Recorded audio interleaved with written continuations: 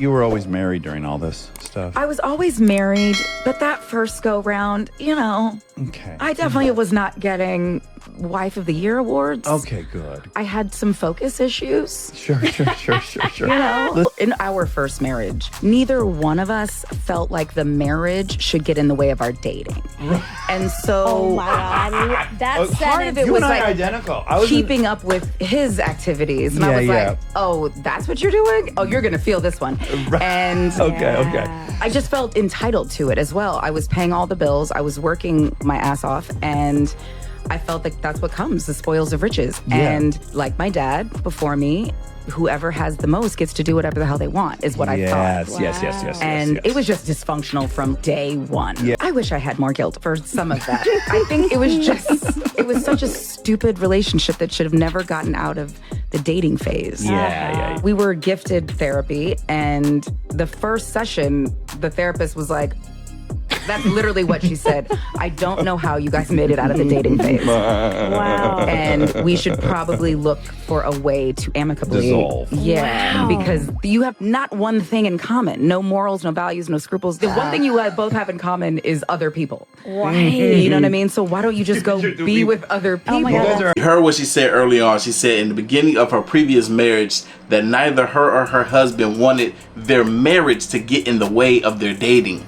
Then she followed with her husband was out doing his thing, so she was like, you know what, I'm gonna try to one up him and do my thing too. And she said that she felt that she was entitled to do so because she was the breadwinner.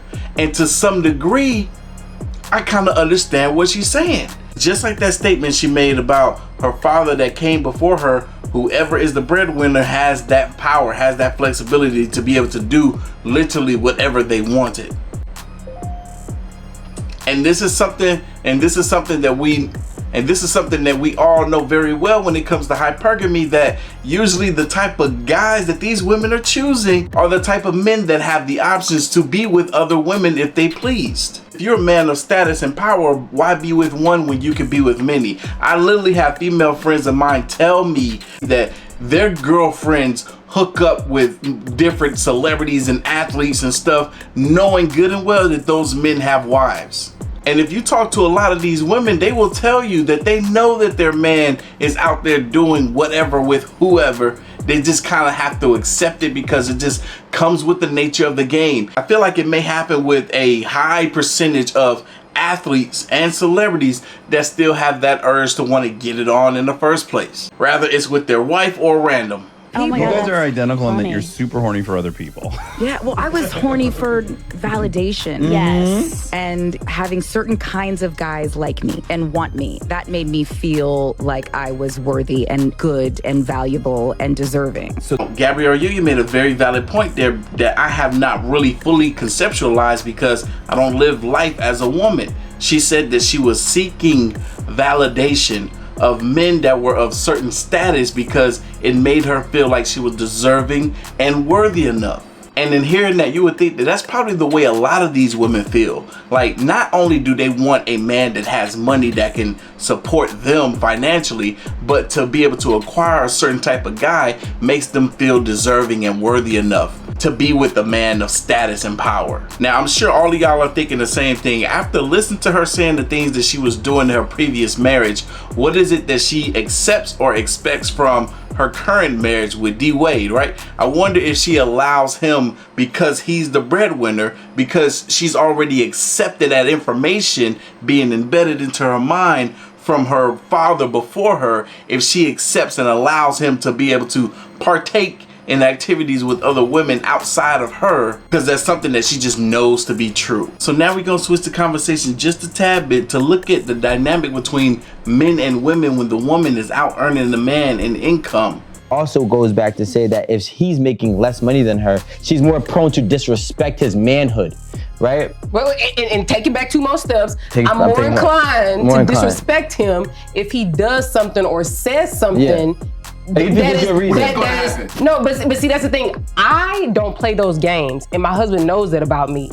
You come for me, and I'm not dilly-dallying around. Like, I'm literally going to say the most hurtful thing that I can to you. That's just one of the dynamics that comes with the woman earning more money or out earning a man in a relationship. It may not happen in all of them, but in some relationships, whoever is the one that's earning the most money is the one that's in command, is the one that has the authority, is the one that the partner has to answer to.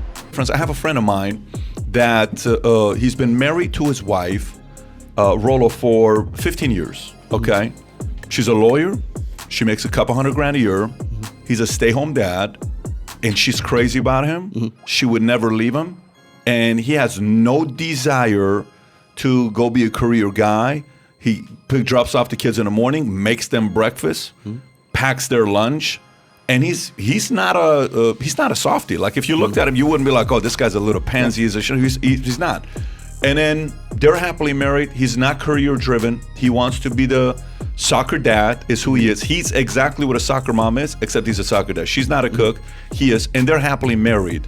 See, I had to throw that clip in there because I know there's gonna be people in my comment section, both men and women, being like, hey, look, my husband's a stay-at-home father. Hey, look, I'm a stay-at-home dad. I take care of this. I do this for the kids. I take them to school, fix them breakfast, get them clothes for school every morning, this, that, and the fourth. And yes, that is perfectly acceptable when you are accepting of the position and role that you are in, and neither one of you are holding your role or position against your partner. And one place where you don't see this dynamic work pretty much at all is when it comes to celebrities, just like what we saw with Gabrielle Union and her ex-husband. Well, I just saw today that Cheryl Brooke and Matthew Lawrence, who I didn't even know were together, got a divorce because this man ain't working. Like, when was the last time you seen him playing something? This man hasn't been working, isn't earning any income. She was taking care of all the bills, buying all the Christmas presents each year. And allegedly, he even asked her to cover his attorney and lawyer fees when it came to their divorce. Now look who he dating. Chili from TLC of all people. The contradiction here. Woman, what happened to I don't want no scrubs?